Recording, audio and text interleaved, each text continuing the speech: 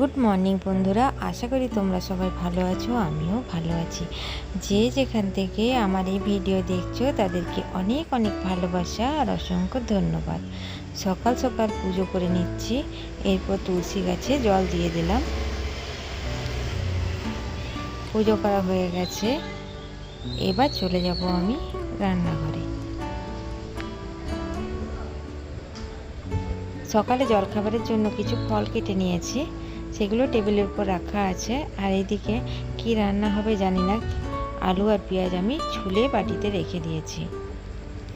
আজকে সকালে জলখাবারের জন্য নতুন একটা রেসিপি বানাচ্ছি, চলো দেখে নেওয়া যাক আমি কি বানাচ্ছি আজকে।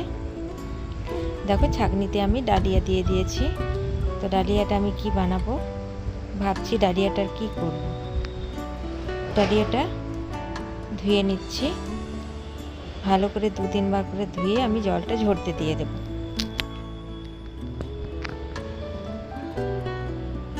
ওই জন্য কলেই ধুয়ে নিচ্ছি যাতে ভালোভাবে ধোয়া যায়। ছাঁকনির উপর দিয়ে দিয়েছি। প্রথমে ডালিয়াটা বেছে নিয়েছিলাম, এরপর বাটির মধ্যে রেখে দিয়েছি জলটা যাতে ঝরে যায়। তো ভাবলাম আজকে ডালিয়ার পোলাও বানাবো। কড়াইয়ে অল্প একটু ঘি দিয়ে দিলাম, 1 চামচও হবে না যে ঘিটা দিয়েছি, এই ঘিটার মধ্যে আমি বানাবো। দিয়ে দিলাম কিছু কিশমিশ আর কিছু কাজু বাদাম। এবার কাজু কিশমিশটাকে ভালো করে ভেজে নিচ্ছি। প্রথমে কিশমিশটা দিয়েছিলাম বলে একটু লালচে লালচে হয়ে গেছে, তাই আগে উঠিয়ে নিচ্ছি, তারপর কাজু বাদামটা উঠিয়ে নেব।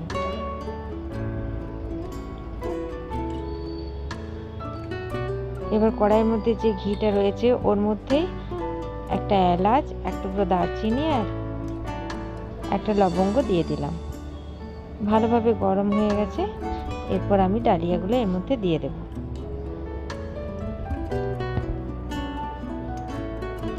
ডালিয়াগুলো যেহেতু আমি আগে ভাজিনি, সেহেতু আমি এই ঘিয়ের মধ্যে ভালোভাবে ভেজে নিচ্ছি।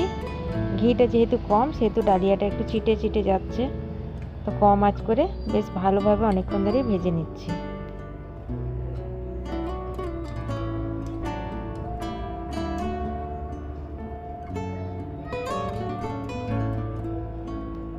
বেশ ভালোভাবে ভেজে নিয়েছি।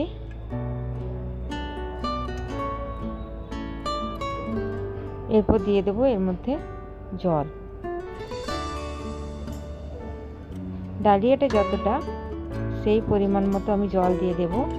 তো অল্প একটু জল দিয়ে দিলাম অল্প একটু চিনি আর পরিমাণ মতো নুন। চিনি আর নুনটা দিয়ে একটু নাড়িয়ে নিচ্ছি।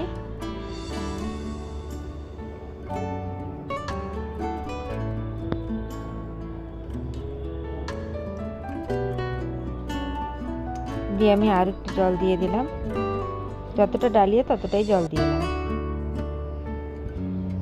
কম আঁচ করে এবার ঢাকা দিয়ে দেব।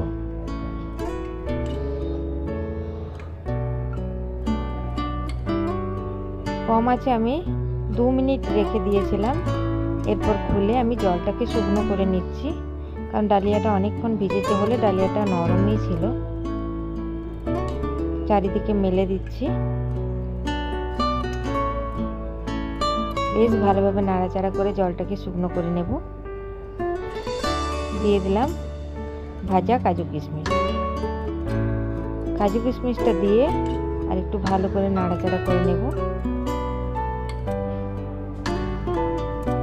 জলটা শুকনো হলেই তৈরি হয়ে যাবে ডালিয়ার পোলাও। আমার এই ছোট্ট ব্লগ যদি আপনাদের ভালো লাগে তো একটা লাইক দিয়ে দিও প্লিজ।